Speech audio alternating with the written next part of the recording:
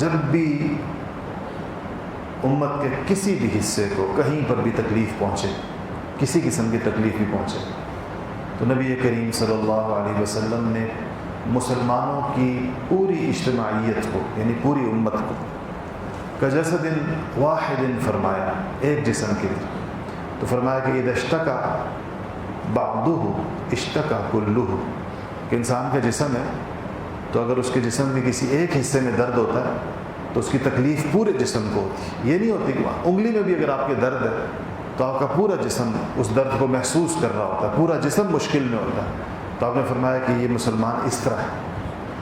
تو یہ کیسے ہو سکتا ہے کہ کہیں پر مسلمان تکلیف میں ہوں اور دوسری جگہ کے مسلمان جو ہیں وہ ان کو کوئی پرواہی نہ ہو، ان کے روزمرہ کے معاملات کے اندر اثر ہی نہ ہو،